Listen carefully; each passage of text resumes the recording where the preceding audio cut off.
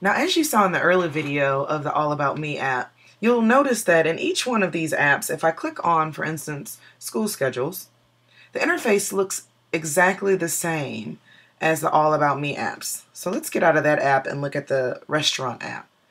You see, they look all exactly the same, which is why the Ramel Project really loves these apps. They take the evidence-based practices and puts it into a technologically based framework that is so simple to use because it is repetitive in nature. Once you learn how to use one app, you'll be able to use the entire series. And not only is it repetitive in nature, but when you open the app, it's very simple to use. So let's look at what each one of these buttons are. Let's start with the lock button. The lock in the top hand button basically allows you to lock the app. So let's say, for instance, you have some books or chapters or users that are created within the app, and you need to lock the app. You can do that just by creating a 4-digit lock code. As you can also see there, it says if you forget the passcode, you can reset it in the app settings. So let's look at that really quick. How do we get to the app settings? Well, first of all, the app settings, we could do a search for settings and then select settings.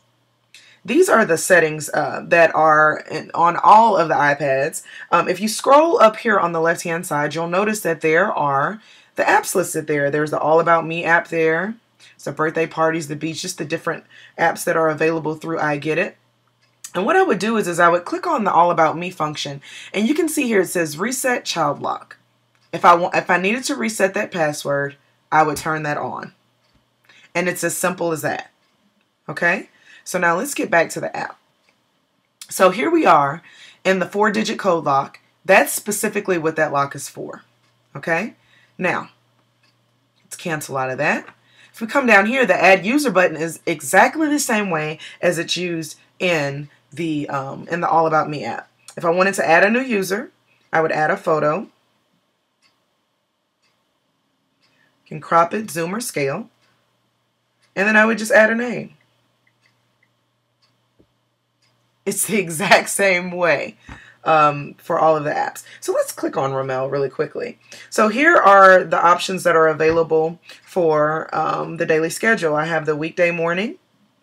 And as you can see here, what I like also is that there are pictures and images that are already created for the individual. Evidence has shown that it does not matter who models the behavior, just as long as the behavior has something that is available for the individual who needs the intervention. Another thing that I like is that although there are options here, I can still add my own. So if I wanted to add a page to this, I could choose a photo. Let's do the jump. And I could say, time to jump. And then here you go. It's down here at the bottom. Now, what if I wanted to take some of these options off? Well, I would go down to the bottom left-hand corner and I would select the Edit button.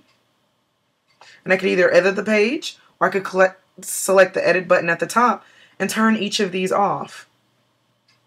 I could even hold on to these little 3 lines here and move it wherever I wanted it to go. I mean, that's how simple these apps are to use.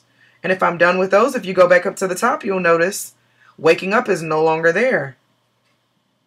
I mean, that is how simple it is to use this app. If you look at the school schedule, it's the exact same way. When I click on Ramel, I have Monday, Tuesday, Wednesday, Thursday, Friday, assembly, delayed start. I have all of these different options that are already created for me. And if I select on them, then I can either add new things or I can use what is already available within the app. So again, this app is highly individualizable. It uses evidence-based practices, or the practices that are used have been conducted to show positive gains in research. It's just a win-win situation with the I Get It app series. And that is why the Ramel Project stands behind these apps and any app that uses evidence-based practices.